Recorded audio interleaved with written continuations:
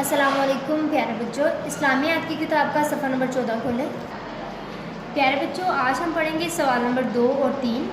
پہلے ہم دہرائی کرتے ہیں اپنے پچھلے سبق کی۔ سوال: شیطان کون ہے اور وہ کیا چاہتا ہے؟ جواب: شیطان ہمارا دشمن ہے اور وہ چاہتا ہے کہ ہم برے کام کریں۔ سوال نمبر 2: اگر شیطان ہمارے دل میں بری بات ڈالے تو ہمیں کیا کرنا چاہیے؟ جواب: ہمیں فوراً اعوذ باللہ من الشیطان الرجیم پڑھنا چاہیے۔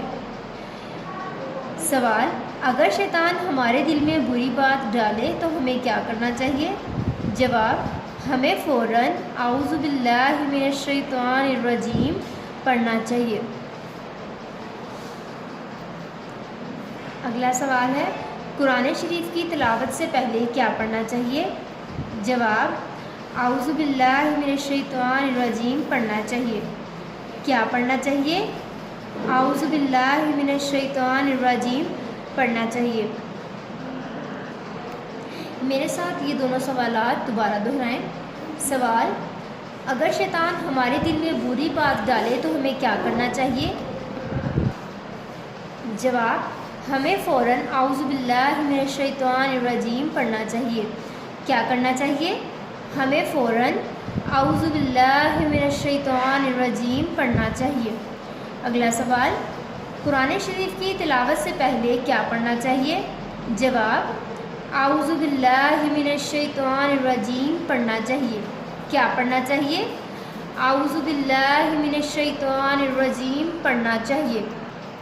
پیارے بچوں، اگر ہمارے دل میں کوئی بری بات آتی ہے یا کوئی برا خیال آتا ہے یا پھر ہم کوئی اچھا کام جیسے کہ قرآن پاک پڑھنے لگتے ہیں تو ایسا اچھا کام کرنے سے پہلے شیطان ہمیں روکے گا اور ہمیں شیطان کو بھگانے کے لیے فوراً اعوذ باللہ من الشیطان الرجیم پڑھنی چاہیے۔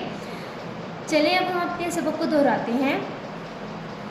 سوال: اگر شیطان ہمارے دل میں بری بات ڈالے تو ہمیں کیا کرنا چاہیے؟ جواب: ہمیں فوراً اعوذ باللہ من الشیطان الرجیم پڑھنا چاہیے۔ کیا کرنا چاہیے؟ ہمیں فوراً اعوذ باللہ من الشیطان الرجیم پڑھنا چاہیے۔ سوال: قرآن شریف کی تلاوت سے پہلے کیا پڑھنا چاہیے؟